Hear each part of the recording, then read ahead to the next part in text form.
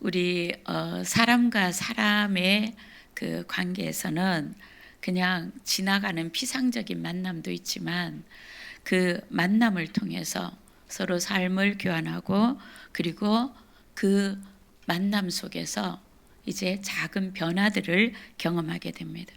영적으로, 정신적으로, 문화적인 그 차원에서 우리가 만남이 거듭될수록 서로에게 영향을 크게 혹은 작게 지속적으로 받는 관계가 되는 거죠.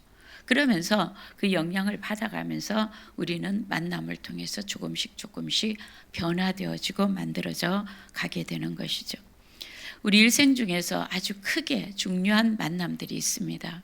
그 만남의 첫 번째가 뭐냐면 태어나면서 부모님과의 만남입니다. 그렇죠. 그 부모님과의 만남을 통해서 우리는 생명을 얻게 됩니다. 그리고 그 부모님의 그 슬하에서 자라는 동안 우리는 우리의 인격적인 인성의 그 기초들을 만들어가게 되는 것이죠. 두 번째 만남이 이제 스승과의 만남입니다. 어떤 스승을 만나느냐, 어떤 내 인생에, 내 일생에 아주 변화를 겪게 하는 아주 크고 작은 만남, 그렇죠? 지속적인 나에게 가르침을 주시는 분들을 만나게 되는 것이죠. 그러면서 학문을 알게 되고 그리고 우리의 지성은 발달하게 되고 그리고 우리의 인격이 큰 성장과 발전을 하는 그 시간들을 갖게 되는 겁니다. 그 다음에 세 번째 아주 중요한 만남이 있습니다. 부부의 만남이죠. 결혼을 통해서 서로 부부가 만나게 되는 겁니다. 이 부부가 만나면서 가정이라는 것이 탄생이 되는 거죠. 그러면서 그 가정에서 함께 산다는 것, 삶의 공동체, 그리고 그 공동체에 대한 책임을 진다는 것, 그리고 그 가족에 대해서 사랑하는 것과 그 사랑하는 것에 대한 책임의식을 가진다는 것이 무엇인지를 점점 배우고 또 그러한 삶을 살아가게 되는 것이죠. 그런데 이렇게 중차대한 만남, 부모와의 만남, 그 다음에 내 인생을 크게 영향을 주는 이 스승과의 만남, 그리고 부부와의 만남도 사실은 이 중요한 만남들도 이 죽음이라는 그 상황에 딱 직면을 하고 죽음을 통해서 이 모든 만남은 끝이 나버립니다. 자녀들이 얼마나 귀중합니까? 부모와 자식 간의 이 정이 얼마나 깊습니까? 그렇죠. 부부 사이 일평생의 고락을 함께한 부부 사이의 그 정이라는 것은 어떻게 간단하게 한두 마디로 표현할 수 없는 것이잖아요. 마치 시실과 날실이 서로 짜여진 천처럼 각양의 색깔들로 각양의 이 스토리들로 짜여진 것 아닙니까? 그런데 그러한 관계도 죽음이라는 그 앞에서는 모든 관계가 끝이 나버린다는 겁니다. 완전히 끝이 나버리는 거죠. 사라져버리는 만남이 된다는 것. 물론 남아있는 사람들의 마음의 추억으로 남아있는 것들은 있지만 그 추억을 간직한 사람들도 언젠가는 죽게 되잖아요. 그러면 끝이 나버리는 거죠. 그래서 사람이 진짜 참으로 참된 영원한 생명을 가진 그 사람으로 살아가기 위해서 그리고 그런 삶을 영원한 삶을 남기기 위해서 반드시 네 번째의 중요한 만남을 가져야 된다는 건데 그 네 번째의 만남이 우리의 삶 살아있는 동안에 예수 그리스도를 만나는 만남이라는 거죠. 근데 이 예수 그리스도를 만나는 만남이 도대체 뭐고 이렇게 예수님을 만난 사람, 살아계신 하나님을 만난 사람들은 어떻게 변화가 일어나는가, 어떤 변화를 경험하게 되는지 그 부분을 오늘 저와 여러분이 한번 경험했으면 좋겠습니다. 여러분 잘 생각해 보십시오. 여러분들이 누군가의 권면을 통해서 교회에 처음 나오신 분들도 있고 어릴 적에 친구랑 같이 주일학교 다니다가 이 교회는 발 끊고 열심히 사시다가 또 지금 어떻게 또 하다 보니까 교회 나오신 분들도 있을 겁니다. 그리고 이전에 교회 다닐 때 살아계신 하나님을 경험하셨던 경험을 갖고 계시다가 이런저런 상황들 때문에 교회 안 있었다가 다시 또 오신 분들도 계실 겁니다. 그런데 이 모든 것 가운데 우리가 우연히가 아니라는 것. 왜 교회에 나왔느냐? 오늘은 그 이유를 분명히 하고 여기서 여러분들이 이 설교를 들으셨으면 좋겠습니다. 왜 교회에 나오셨습니까? 나를 권면하는 그 사람의 체면 때문도 아니고 바로 교회에 나오는 것은 딱 이유가 가장 중요한 이유가 하나입니다. 하나님이 살아계시다는데 그 살아계신 하나님이 살아계시다면 그 살아계신 하나님을 나도 좀 만나야겠다. 그 살아계신 하나님이 우연 같고 어쩌지 그 권면하는 그 사람의 권면 때문에 관계 때문에 어쩌지 못해서 내가 교회에 온 것 같지만 실상은 살아계신 그 하나님께서 손을 이끌고 이 자리에 오셨다는 겁니다. 그리고 그 하나님께서 여러분을 만나기를 원하신다는 것이죠. 그런 만남을 가진 이 이야기가 성경에는 너무나 많습니다. 이 이야기들은 그냥 신화가 아니라 역사적인 사실들인 거죠. 예수님께서 이 땅에 사람으로 오셨습니다. 하나님이신 그분이 사람, 100% 사람으로 이 땅에 오셨습니다. 그리고 예수님께서는 수많은 끊임없는 만남을 가지십니다. 예수님께로 찾아오는 사람들도 있는가 하면 예수님이 직접 정말 예상치 못한 곳으로 예상치 못한 방법으로 찾아가셔서 만나주는 사람들이 수도 없이 성경에는 기록되어져 있다는 것이죠. 오늘 우리가 읽었는 이 사람은 니고데모라는 사람입니다. 유대인식 이름이죠. 니고데모라는 이 사람을 성경은 오늘 우리가 읽은 본문은 이렇게 소개합니다. 그는 바리새인이라고 이야기를 합니다. 이 바리새인이라는 것은 그 당시 그 백성들에게 국민들의 정신적인 지도자면서 실질적인 영향을 굉장히 강력하게 끼치는 이 지도층의 사람들입니다. 뿐만 아니라 이 니고데모라는 사람은 그 당시 종교 재판을 할 수 있는 권한을 가지고 있는 산헤드린 공회원이라는 굉장히 강력한 이 정치적인 배경도 갖고 있는 그런 사람이었습니다. 그릴 뿐만 아니라 이 사람의 성품이 되게 정직합니다. 그리고 강직하고 편견이 없이 어떤 일들이 일어날 때에 그것을 하나님의 말씀에 비추어서 그것을 바라보는 그런 사람이었습니다. 그런데 이 니고데모라는 사람이 이 이스라엘에 오신 예수님이라는 분의 이 사역을 눈여겨보기 시작을 한 겁니다. 예수님이라는 분이 가는 곳곳마다 병든 자가 치유되고 정신병을 앓는 것 같은 그런 정신질환자였던 것 같은 사람들이 사실은 귀신이 들려서 그 귀신들이 내어 쫓기고 그리고 그 예수님이 하시는 모든 말씀은 바로 하나님의 나라는 바로 여러분 가운데 왔습니다. 하나님의 나라는 이런 것입니다라는 걸 보여주시고 가르쳐주시고 들려주시는데 그 말씀의 권세가 너무나도 강력하다는 거죠. 그래서 도저히 이 니고데모가 참을 수가 없었던 겁니다. 그래서 조심스럽게, 왜 조심스러우냐 하면 그 당시에 예수님은 너무나 파격적이었습니다. 그래서 그 당시에 종교 지도자들, 정치 지도자들은요, 예수님을 굉장히 어떻게 하든지 올가미를 메어서 예수님을 어떻게 자기들이 가르치는 것들에 반하고 그리고 위선적인 것들, 자기들의 위선적인 실상들을 폭로하고 하기 때문에 예수님을 어떻게 하든지 예수님을 이 함정에 빠뜨리고 예수님을 백성들로부터 신뢰를 잃어버리게 만드는 그런 국리들을 계속 하고 있었거든. 그러니까 이 산헤드린 공회원이면서 바리새인인 이 니고데모가 공식적으로 예수님을 찾아간다는 것은 굉장히 위험한 일이었습니다. 바리새인 그 사회에서도 매장을 당하고 산헤드린 공회의원으로서도 파직을 당할 수 있는, 면직을 당할 수 있는 그런 위험이 있는 거죠. 그래서 이 니고데모가 밤에 몰래 예수님을 찾아갑니다. 그러니까 그런 분위기로서는 이 니고데모라는 사람이 예수님을 찾아간 것 그 자체가 굉장한 모험을 한 것이죠. 자기가 많은 것을 이룰 수 있는 부담을 가지고 찾아가게 된 것이죠. 근데 이제 예수님을 찾아갔을 때에 그때에 주변에 바람이 많이 일고 있었던 것 같습니다. 바람이 불고 있고 뭐 우리가 팔레스타인 지역에 가면 밤에 바람이 부는 일은 자주 있는 일이거든요. 낮과 밤의 기온차가 심하기 때문에. 그래서 이제 예수님에 만나서 예수님에게 이 자기를 소개하고 난 뒤에 이렇게 표현합니다.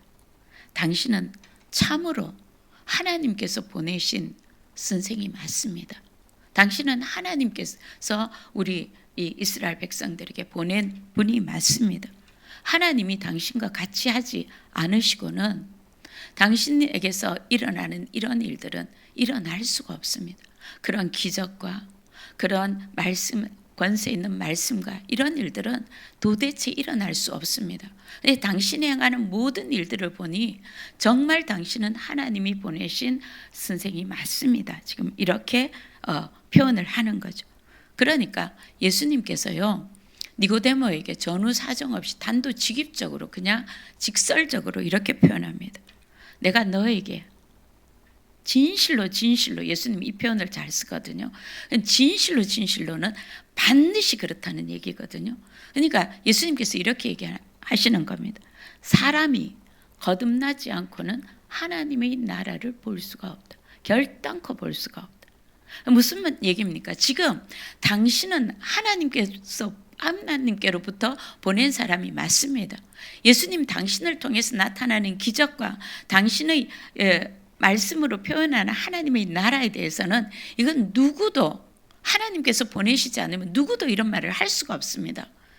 자, 이렇게 표현하니까 예수님이 바로 이 니고데모에게 그렇게 얘기를 하시는 겁니다.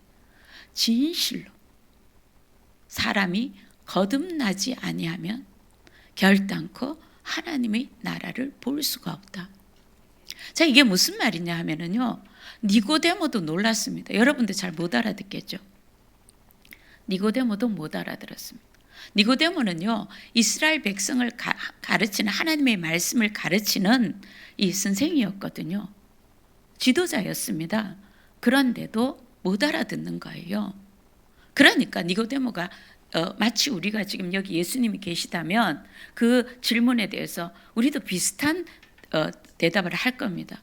어떻게 사람이 이렇게 우리가 다 자란 성인들인데 우리가 다시 엄마 뱃속으로 모태로 들어가서 어떻게 다시 태어납니까? 거듭난다는 것은 다시 태어나야 된다는 뜻이거든요.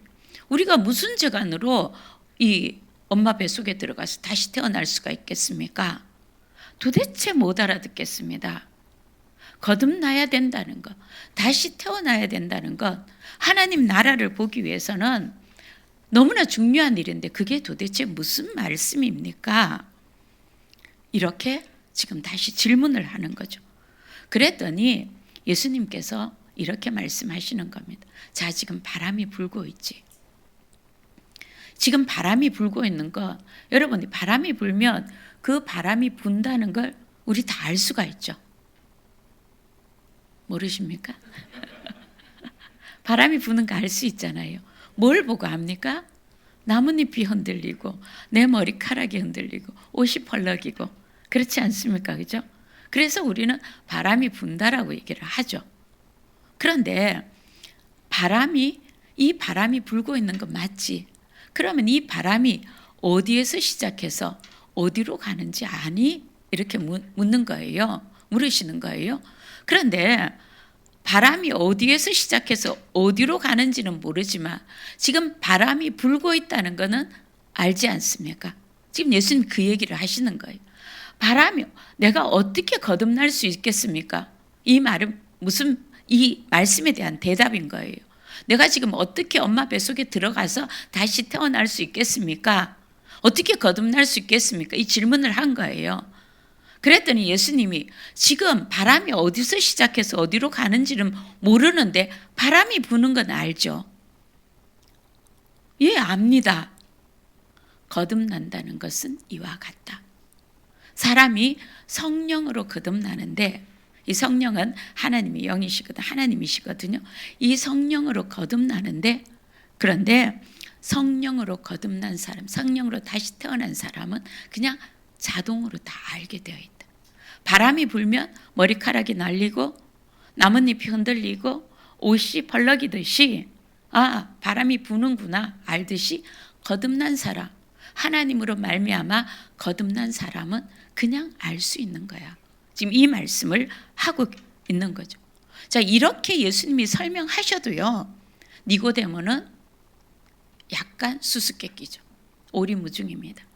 그런데 이 예수님을 만난 니고데모가요, 나중에 완전히 딴 사람이 됩니다. 자, 이렇게 말씀하시면서 예수님이 지금 니고데모에게 계속 친절하게 설명해 주십니다. 내가 땅의 일을 지금 너에게 말하여도 네가 알아듣지를 못하는데 하물며 하늘의 일, 하나님 나라의 일을 얘기한다고 네가 알아듣겠느냐? 이게 무슨 말이냐 하면은요, 네가 가지고 있는 지성과 네가 가지고 있는 이성으로, 네가 가지고 있는 논리로 내 말을 너는 알아들을 수가 없다는 거예요. 자, 제가 처음에 여러분들에게 뭐라고 얘기했습니까? 여러분들은 왜 교회에 오셨습니까? 살아계신 하나님을 만나러 오신 겁니다. 그게 가장 중요한 이거든. 그러면 하나님 살아계신지 어떻게 압니까? 알게 돼 있다는 거죠. 어떻게? 하나님이 하시니까. 하나님이 살아계시니까. 여러분들이 교회 오기 전, 아니면 교회 오려고 작정하고, 아니면 교회 와서 찬양하는 동안, 연주하는 동안, 아니면 말씀을 듣는 동안 이렇게 생각할 수가 있습니다. 어떻게 내가 생각했던, 아니면 내 마음에 물음표를 갖고 있었던 이런 것들이, 이런 걸 내가 교회에서 경험하게 되지? 이게 살아계신 하나님 경험하는 중인 거죠. 왜 찬양을 하는데 뭔지 모르겠죠. 저 가사도 내 이야기 같고 저 곡조도 뭔지 모르겠지만 내 마음을 평안하게 해줘. 이게 살아계신 하나님의 이 터치가 있기 때문에 그런 거죠. 근데 이게 어떻게 시작됐는지 우리의 논리와 우리의 이성으로는 이해할 수가 없는 거예요. 그러니까 예수님께서 이렇게 말씀하십니다. 하늘에서 내려온 자, 곧 인자 외에는 하늘에 올라간 자가 없느니라. 이 말씀 무슨 말이냐면 예수님께서 하늘에서 내려오셨기 때문에 하늘의 일을 너에게 얘기해 줄 수 있고 그 일이 이루어질 수 있도록 해 줄 수가 있다라고 말씀을 하고 계시는 거예요. 자, 예수님의 이 말씀을 듣는 동안 니고데모는 큰 감동을 받고 무언지 모른, 마치 바람이 어디에서 와서 어디로 가는지는 모르지만 이 바람을 느끼듯이 바람이 있다는 것을 알듯이 예수님의 그 말씀이 자기 속에 자리 잡기 시작을 한 거예요. 그렇게 하면서 바로 이 겉으로는 똑같이 예수님을 만나고 이 니고데모는 자기의 삶의 자리로 갑니다. 아무 일도 일어난 것 같지 않은데 사실은 겉모습은 여전히 바리새인이요 산헤드린 공회의원이었지만 이 니고데모는요 예수님의 제자가 되어 있는 거예요. 예수님을 따르는 사람, 예수님의 생명을 가진 사람이 되어 있어버리는 겁니다. 이게 어디서 나타나느냐 하면 산헤드린 공회, 이게 종교 재판을 하는 곳이거든요. 거기에서 누차 예수님을 잡아 죽이려는 그런 결의가 있을 때마다 이 니고데모가 나서서 반대를 합니다. 그래서 무산시킵니다. 그리고 나중에는요 예수님이 십자가에서 돌아가시고 난 뒤에 예수님의 시신을 무덤에 장사 지낼 때에 예수님은 지금 종교재판을 받아서 쉽게 말해서 누구도 예수님의 시신을 주십시오 라고 말하는 것조차도 위험 인물이 되는 그런 상황이었거든요. 그런데 나중에 아리마대 요셉이 빌라도에게 가서 예수님의 시신을 받아가지고 예수님을 빈 무덤에 장사를 지낼 때에 그때에 니고데모는요 향품, 이 침향 백건과 이 장사 지낼 때 사용하는 그 향품을 가지고 이 아리마대 요셉과 같이 예수님의 장사를 시신을 수습하게 되는 겁니다. 그러니 그때 예수님이 십자가에서 돌아가셨을 때, 자 이제는 예수님을 죽였으니 이 제자들도 다 죽이자는 그런 이 분위기 속에서 나는 예수의 제자요 하고 가장 위험한 그 상황 속에 커밍아웃한 그런 케이스가 되는 거죠. 그 정도로 담대해진 주님의 이 확실한 제자가 되어버린, 예수님의 제자가 되어버린 겁니다. 이렇게 예수님을 만나고 이 그냥 종교생활, 형식적인 종교생활, 지식적인 종교생활, 그 삶의 생명의 역사는 없고 변화의 역사는 없고 놀라운 이 예수님이 살아계시는 그 기적의 역사는 이 없었던 그 삶을 살던 니고데모가 예수님을 만나면서 아주 파격적인 변화를 경험하게 되는 것. 담대함과 두려움에 사로잡히지 않는 담대함과 그리고 놀라운 하늘의 평강을 가지고 있는 사람, 예수의 생명을 가진 사람으로 구체적으로 매일매일을 살아가는 그런 사람으로 변화되었다는 것이죠. 이렇게 우리의 사람과 사람의 만남도 영향력 있게 어떤 변화를 가져오는데 예수님과의 만남은 근본적인 생명의 변화를 일으킨다는 것을 지금 보여주고 있는 겁니다. 예수님이 이렇게 니고데모처럼 예수님을 찾아간 사람이 있는가 하면은요, 예수님이 아주 파격적으로 찾아간 사람들도 있습니다. 이 사마리아 성에, 수가성에 사마리아 여인이 있었습니다. 이 여인은 마을 주민들도 기피 대상이었고 이 여인 자체도 자기가 대인기피증을 가질 정도로 처참한 인생, 너무나 불쌍하고 외로운 그런 인생을 살아가는 여인이었습니다. 많은 남편이 있었지만 다 헤어지고 아니면 죽거나 그러고 오다 가다 만난 남자와 같이 살고 있으면서 그런 삶을 살기 때문에요, 마을 사람들하고 접촉하는 것을 지극히 피하는 겁니다. 마을 사람들도 그 사람과 만나는 것을 피하는 그런 사람이었습니다. 부정한 사람이었고, 그런데 예수님은 유대인들이 갈릴리로 갈 때에 의도적으로 피해가는 사마리아 그 성, 그 길을 예수님은 의도적으로 그 길을 찾아가서 그 여인이 이 팔레스타인 지역, 중동 지역은요, 낮 시간 12시 그 정도 되는 시간에는요 너무 뜨겁기 때문에 사람들이 집에 있지 실내에 있지 밖으로 안 나오거든요. 나오면은 열병에 걸리는 겁니다. 근데 이 여인은 물을 깃기 위해서, 우물에 가기 위해서 그 시간을 찾아서 나가는 겁니다. 사람들을 만나지 않기 위해서. 예수님은 그 시간에 우물 곁에서 그 여인을 기다리고 있었습니다. 예수님과 함께 간 제자들은 다 먹을 것, 점심 식사하기 위해서 먹을 것을 구하러 마을로 들어가고 예수님이 홀로 그 여인을 맞이하게 됩니다. 그리고 그 여인의 상황에 대해서 예수님이 먼저 얘기하십니다. 네가 이 남편이 많았지만 지금 살고 있는 그 남편도 원래 정식 결혼한 남편이 아니지 않느냐. 네가 나를 만났으니 공고하고 고단하고 그 다음에 갈증나고 하는 그 곰핍한 네 인생에 네 배에서 생수의 강이 흐르게 해줄 수가 있다. 내가. 그 여인이 예수님을 만나고 난 뒤에 물을 기르러 갔던 그 양동이를 버리고 마을 사람들에게 뛰어갑니다. 내가 선지자를 만났다. 나의 모든 일을 알고 있는 하나님의 사람을 만났다. 너희들도 와서 이분을 만나라. 예수님이 그래서 그 마을에 들어가셔서 많은 병자들을 고치십니다. 그 여인은 자기가 그렇게 피해 다녔던 그 마을 사람들에게 뛰어가서 바로 내가 만난 예수님, 나를 근본적으로 바꾸게 해주신 나의 수치심을 가져가시고 나로 하여금 두려움을 가져가시고 나로 하여금 이 불안함을 가져가시고 외로움과 고독을 가져가시고 끊임없이 실패와 실패 속에서 홀로 고립된 내 인생에 찾아오신 그분을 너희들도 만나라. 그분이 그리스도시다. 그렇게 외칠 수 있을 정도로 그 여인은 예수님과의 만남에서 그 인생이 바뀌어져 버린 겁니다. 아멘. 그렇습니다. 여러분, 어떤 인생을 사셨고 어떤 삶을 사셨는지, 그렇죠? 그런데 주님은 오늘 우리에게 말씀하십니다. 주님이 만나시고 싶으셔서, 하나님께서 여러분을 만나시고 싶으셔서 여러분의 손을 잡고 이곳으로 이끌어 오셨다는 겁니다. 그리고 말씀하십니다. 두려워하지 말라. 더 이상 외로울 필요 없다고. 그 상처 입은, 깊게 상처 입고 또 상처 입고 상처 입은 것들 주님이 치유해 주시겠노라.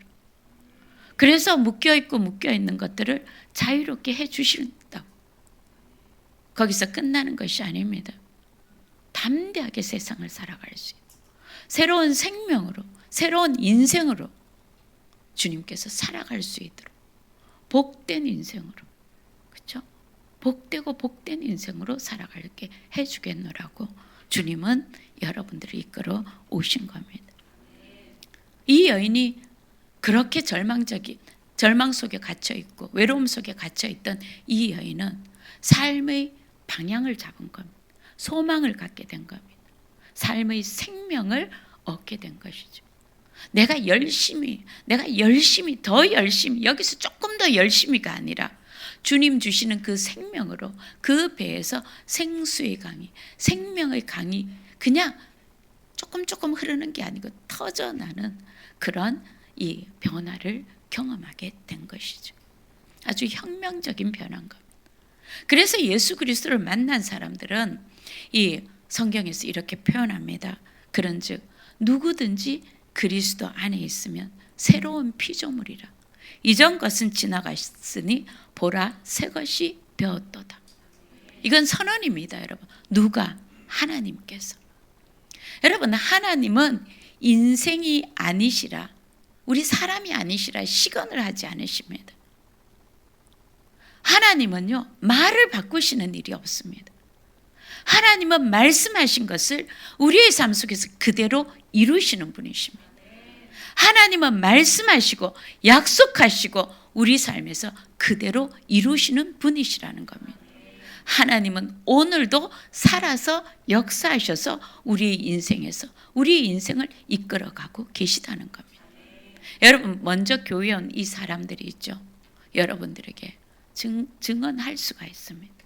정말 그렇습니다라고. 아니면 만약에 그렇지 않다면 여기에 강대상에 서 있는 목사가 제일 사기꾼 아니겠습니까? 그런데 그 하나님이 오늘도 저에게 살아 역사하신다는 것. 약속하신 것 그대로 이루신다는 것. 보라, 이전 것은 지나갔으니 그리스도 안에서 새 것이 되었도다. 실제로 그렇다는 거죠. 그렇죠. 그 예수 그리스도를 만나러 여러분들은 교회에 오셨다는 것. 주님은 여러분들을 만나고 싶으셔서 여러분들의 손을 잡고 이곳에 이끄셨다는 것. 예수님이 이 땅에서 하나님이 죄 없으신 그분이 사람의 몸으로 이 땅에 오셨습니다. 하나님이 그냥 너 문제 해결해 줄게, 신으로서 오시면 얼마나 좋겠습니까? 그냥 하나님은 신이시다, 예수님은 신이시다, 하나님이 신이시다, 그러니까 될지어다 하면 되는 그런 신이면 얼마나 좋겠습니까? 믿기 쉽죠. 그런데 왜 사람으로 오셨습니까? 이유가 있습니다. 여러분, 누군가가 있죠. 죄를 지으면 죄의 값을 치르죠. 그렇지 않습니까? 이 감옥에 가서 복역을 하든지 아니면은 죄의 값에 대한 벌금을 내든지, 그렇지 않습니까? 그런데 내가 낼 어떤 능력도 없는 겁니다. 자, 사람을 구원하기 위해서는 그 구원의 값이 너무나 크기 때문에,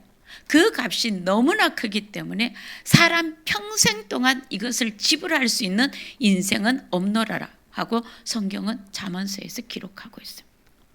그 누구도 그 값을 너무나 비싸기 때문에, 너무나 값비싸기 때문에 그 값을 지불할 수 있는 능력은 어떤 인간도 존재하지 않는다는 겁니다. 저와 여러분이 있죠. 죄를 지으면서 삽니다. 사람끼리는 있잖아요. 그 정도면, 저 사람 정도면 저 인생은 정말 법 없이도 살 인생이야. 저런 사람이랑 같이 저 사람이 내 친구인 것은 정말 나인데 복이야. 그런 사람도 우리 솔직히 말하면 죄 짓잖아요. 생각으로 짓고 마음으로 짓고 얼마나 많은 죄를 짓습니까? 1시간 동안만 객관적으로 누군가가 우리 이 CCTV 같은 거 돌리면은요, 가만히 있는데도 우리의 생각까지 다 녹화를 하면요, 수만 가지 수천 가지 죄를 짓습니다. 그 짧은 시간 안에도. 그런 존재거든요. 근데 문제는요, 하나님은 절대 거룩하신 분입니다. 그 하나님의 기준 앞에서 죄는 반드시 대가 지불을 해야 되는 우리 마지막 결산이 있다는 겁니다. 모든 인생은. 내가 지은 모든 죄에 대한 그 결산을 해야 된다는 거죠. 어떤 기준으로? 하나님의 절대 거룩의 기준으로. 그러니 하나님이 만드신 하나님의, 이 사람은 하나님의 형상과 모양, 하나님의 성품과 하나님의 능력을 닮은 그런 사람으로 하나님이 직접 만드셨거든요. 그런데 그 사람이 죄를 짓고 타락하면서 우리는 그냥 태어날 때부터 죄를 갖고 태어나는, 원죄라는 그 죄를 갖고 태어난 존재들입니다. 그러니 하나님이 하나님의 형상과 모양으로 지으시고 기뻐하신 그 사랑스러운 그 존재가 결국은 영원한 심판, 영원한 멸망으로 가는 것을 하나님의 그 사랑은 도저히 견딜 수가 없는 겁니다. 그래서 그 사랑이, 우리를 향한 그 사랑이 얼마나 크시냐면 당신이 직접 내려오신 겁니다. 누구로? 사람으로. 그 왜 사람으로? 자, 우리가 태어날 때 왜 죄인으로 태어났습니까? 죄인으로 태어났기 때문에 하나님과 교통이 끊어져 버린 겁니다. 원래 인간은요, 하나님과 대화하고 하나님과 함께 지내고 하나님의 그 지혜를 계속 배워가고, 그리고 그렇게 위임받은 능력을 가지고 피조세계의 모든 것들을 통치할 수 있는 그런 존재로 창조된 존재들이거든요. 이게 원래 인간의 운명입니다. 그런데 하나님을 거절하고 하나님을 거역하면서 하나님을 떠나면서 그 생명에서 끊겨버린 겁니다. 이게 타락이거든. 이게 죄거든요. 그러면서 수고하고 눈물 흘리고 외롭고 두렵고 병들고 죽고 하는 인생이 되어버린 거예요. 그 왜 그렇습니까? 나는 태어날 때부터 왜 그래? 억울하잖아요. 이유가 뭐냐 하면 인간의 대표인 아담이 죄를 지어서 그 죄가 모든 인간에게 유전적으로 내려오는 것.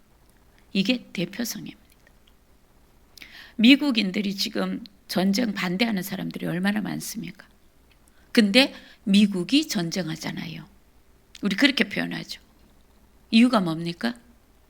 개개인의 의견하고 상관없이 미국의 대표자인 트럼프 대통령이 전쟁을 일으켰기 때문에, 전쟁을 하기 때문에 미국이 전쟁하는 겁니다. 맞죠? 이게 대표성인 것. 인간의 가장 첫 번째 대표자인 아담이 죄를 지었기 때문에 인류는 죄 가운데 들어가 버린 겁니다. 여기에서 이유가 있습니다. 하나님이 인간으로 오신 이유. 인간이 되셔야 되는 겁니다. 그래야 인간의 대표인 사람의 대표로서 죄값을 치러줄 수가 있는 겁니다. 근데 사람으로 오실 때는 어떻게 오셔야 됩니까?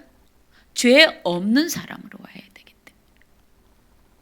혈과 육으로 태어나면 죄를, 원죄를 그대로 가지고 오잖아요. 그래서 성령으로 태어나신 겁니다.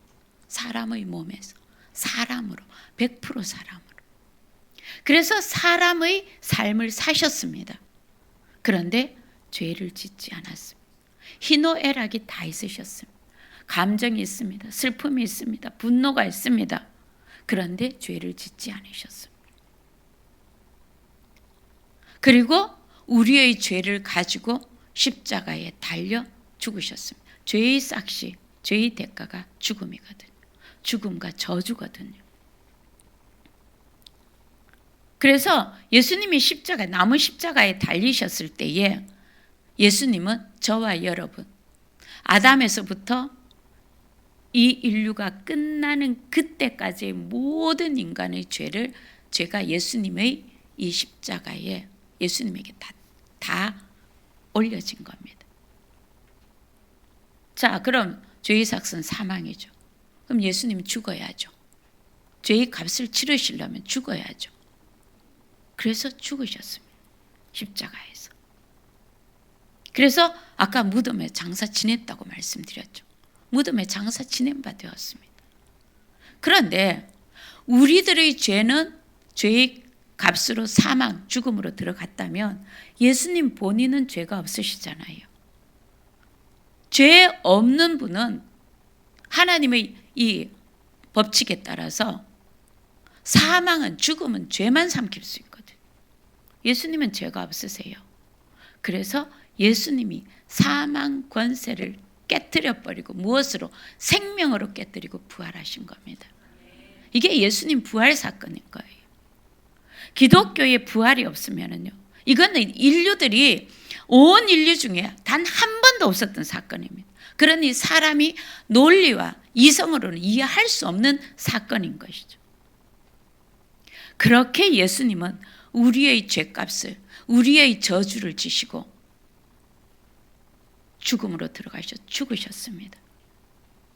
그리고 우리의 죽음 가운데 있는 우리를 데리고 부활하셨습니다. 생명으로, 영원한 생명. 그래서 우리가 예수 그리스도 안에서 예수 그리스도를 믿으면 우리에게는요, 즉각적으로 영원한 생명을 주실 수 있게 되신 겁니다. 아멘. 여러분, 이거는 논리로가 아니라 그냥 주님이 주시는 그 은혜인 겁니다. 선물인 겁니다. 왜? 우리로서는 어떤 인생도 이 값을 치를 수, 너무 비싸기 때문에 값을 치를 수 있는 인생이 없거든요. 그래서 그 값을 치러주시고 죽음을 정복하시고 생명을 우리에게 주신 겁니다. 아멘. 이게 십자가 사건과 부활 사건입니다. 이것이 바로 우리들의 사건이라고. 그래서 우리가 바로 네 번째, 인생에서 가장 중요한 네 번째 만남인 예수 그리스도를 만난다는 것. 예수 그리스도의 십자가를 믿음으로 내가 다 이해하려고 하지 말고 그냥 그 사건을, 하나님이 나를 위해서 행해 주신 그 사건을 내가 믿습니다라고 받아들일 때에 바로 그 생명이 나의 생명이 되는 거고, 예수님께서 치러주신 그 치러진 값이 내 인생의 죄값을 치러주신 게 되는 거라는 겁니다. 아멘. 그리고 부활하실 때 함께 우리가 예수님 안에서 부활하게 되는 것이죠. 여기에 대해서 성경은 이사야서 53장에서 이렇게 표현합니다. 그가 찔림은 우리의 허물 때문이요. 예수님은 창에 찔려서 죽으시거든요. 그가 상함은, 예수님 처절하게 채찍 맞고 십자가에서 손에 못 박히고 발에 못 박혀서 옆구리에 창 찔리고 머리에 가시멜관 쓰시고 피 흘리면서 죽으셨잖아요. 그가 상함은 우리의 죄악 때문이라. 그가 징계받음으로 예수님은 사형수와 같이 사형 언도를 받으셨습니다. 그가 징계받음으로 우리가 평화를 누리고, 자, 예수님이 죄 덩어리가 되셔서 죽으실 때 하나님이 그에게 사형을 선포하신 겁니다. 우리가 예수 그리스도를 믿지 않고 나중에 죽어서 하나님 앞에 갔을 때 우리에게 언도될 심판입니다. 사형, 영원한 죽음, 지옥. 그것이 예수님에게 언도된 겁니다. 그래서 우리는 예수 그리스도 안에서 하나님과 드디어 평화를 누리게 된 겁니다. 하나님을 만날 수 있게 된 것이고 하나님의 복을 받게 되는 것이고 이 땅에서 하나님의 복을 누리는 사람이 되는 것이고 거기에서 더 나가서 하나님이 주신 권세를 가지고 이 땅에서 살아가는 그 존재가 된다는 것이죠. 그가 채찍에 맞음으로 우리가 나음을 입었도다. 예수님은 그냥 죽으신 게, 죄의 값인 사망으로 그냥 죽으신 것이 아니라 십자가를, 이 채찍을 맞으신 겁니다. 등에 이 뾰족하게 이제 갈고리로 된 살이 뜯겨 나가는 그 십자가를 채찍을 맞으신 거죠. 왜 그럼 그렇게 맞으셨냐? 우리가 나음을 입었다. 우리의 질병에서 죄의 결과로 결국 모든 질병이 죄의 원인은 아니지만 그냥 가장 근원적으로 보면 타락한 뒤에 질병이 나오기 시작한 거거든요. 그러니까 그 질병이 예수 그리스도 안에서 치유함을 받는다는 거죠.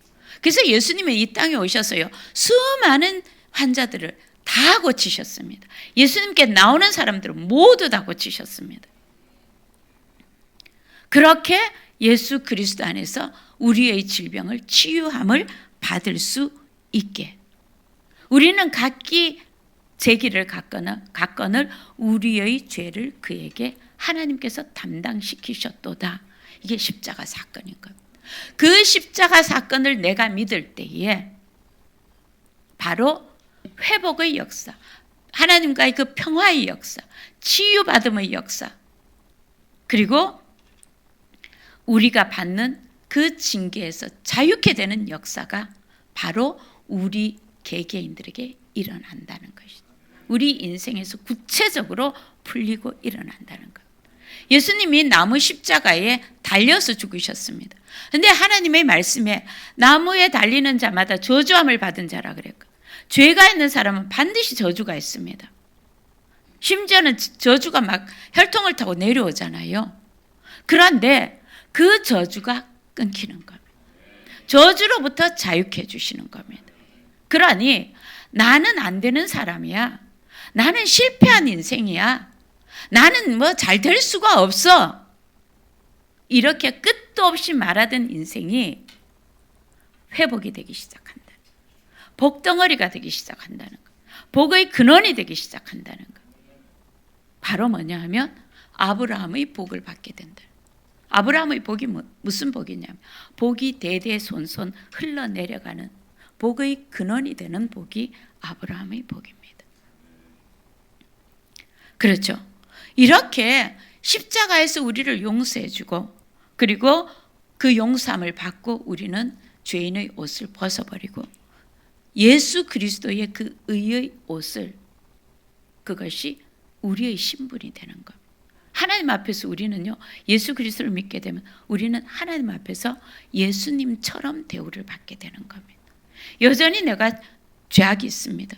여전히 내가 거짓말을 합니다. 그러나 진짜 살아계신 하나님을 만난 사람은요, 그 죄악을 계속 나는 하나님 믿습니다 하고 계속 사기치던 사람은 사기치고 거짓말하던 사람은 계속 거짓말을 하면서 살아갈 수가 없습니다. 반드시 바뀌게 되어 있습니다. 왜 그렇습니까? 살아계신 하나님이 내 속으로 같이 오셔서 나와 함께 사시거든. 그래서 반드시 바꿔주십니다. 회복시켜 주십니다. 나를 압도하고 나를 누르고 나를 이제 실패해서 도저히 회복될 수 없을 것 같은 내 인생의 두려움에서 벗어나게 해주십니다. 그리고 소망을 갖게 해주십니다.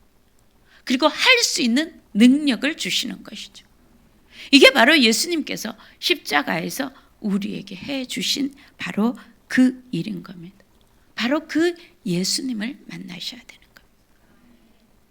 여러분, 이거는 어떻게든 내가 조금 더 도덕적으로 살고 내가 조금 더 자격을 갖추고 그 예수님의 그래도 은혜를 받을 만한 삶을 살 때에 내가 그렇게 해야지가 아닙니다.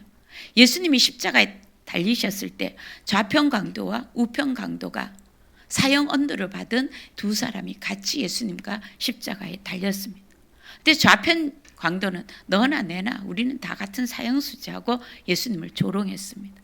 근데 우편 강도는요, 당신은 진짜 하나님의 아들이십니다. 당신이 낙원에 가실 때에 나를 기억해 주십시오.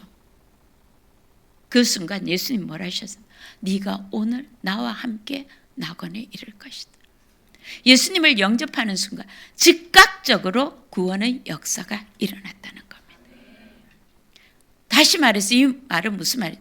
예수 그리스도를 내가 영접하는 순간 내가 이 생명의 역사는요, 내가 이성적으로 논리적으로 알고 따지기 전에 나에게 이루어져 있는 역사가 된다는 겁니다. 배우고 내가 점점 알아가고 그 알기 때문에 점점 변해가는 그 역사가 아니에요. 주님을 만나는 일은 즉각적으로, 이 생명의 역사는 즉각적으로 나에게 일어나고, 그것은 점점 강력하게 내 삶에서 변화로, 회복으로, 치유로, 하나님 살아계심의 그 축복으로 나타난다는 것.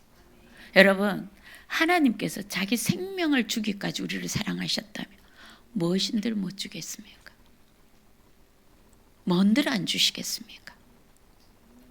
내 자식이라 말씀하시는데, 내 아들이다, 내 딸이라 말씀하시는데, 간혹 징계받는 경우가 있습니다. 왜? 사랑하니까. 그 자식이 죽을 짓을 하면 가만두면 안 되잖아요. 진짜 아버지는, 옆집 아저씨는요, 걔 죽을 짓 하면 아이고 저 집 자식, 아유 부모가 교육을 잘못했네, 애가 부모 얼굴에 그냥 먹칠을 하네, 이렇게 말하고 말지만 아버지는요 뛰어가서 잡습니다. 매를 대서라도 돌이키게 합니다. 그렇지 않습니까? 하나님은 그렇게 살아계셔서 우리 삶에서 역사하십니다. 우리를 돌보십니다. 끝까지 책임져 주십니다. 그리고 영원토록 영원한 하나님의 그 나라에서 살 수 있도록 우리를 해 주신다는 겁니다. 그 생명을 주신다는 겁니다. 우리가 예수 그리스도를 영접할 때 살아계신 하나님이 우리 가운데 오십니다. 이게 성령님으로 오시죠. 그리고 우리를 하나님에 대해서 점점 가르쳐 주십니다. 하나님의 자녀로 살아가는 법을 가르쳐 주십니다. 자유케 되는 법을 가르쳐 주십니다. 우리로 하여금 두려움을 이길 수 있도록, 능력 있게 이 땅에서 살아갈 수 있도록 지혜를 주십니다. 총명을 주십니다. 모력을 주십니다. 능력을 주십니다. 하나님과 교제할 수 있는 길을 열어주신다는 것. 우리의 모든 연약함을 주님이 친히 짊어지고 십자가에서 돌아가셨습니다. 우리의 절망과 죽음까지도 예수님은 다 가져가신 것. 그리고 우리에게 영원한 생명과 소망을 주신 분이십니다. 여러분, 그 예수님을, 그 살아계신 하나님을 만나러 여러분들은 교회에 오신 겁니다. 교회는요, 살아계신 하나님을 만나고 하나님이 말씀하시는 말씀을 듣고 하나님이 사랑하시는 그 사랑을 받고, 고아처럼 인생에 내 힘으로, 여러분 내 힘으로 살아봤잖아요. 근데 이 세상 인생에서 살아갈 때 내 힘이 얼마나 미약합니까? 두려움이 우리를 사로잡을 때 우리는 얼마나 종이짝처럼 힘이 없습니까? 그런데 주님께서 약속하셨습니다. 내가 세상을 이기었다. 너희는 두려워하지 마라. 세상 끝날까지 내가 너희와 함께 할 것이다. 하나님의 그 사랑이 우리의 마음에 성령을 통해서 쏟아 부은 바 되었다. 이 말씀이 우리에게 그대로 이루어지는 인생을 살아가게 된다는 것이죠. 그런 주님을 오늘 만나시고, 누구든지 그리스도 안에 있으면 새로운 피조물이라. 보라, 이전 것은 지나갔으니 새 것이 되었다라는 이 말씀이 이루어져 있는 저와 여러분 인생 되기를 주님 이름으로 축원합니다.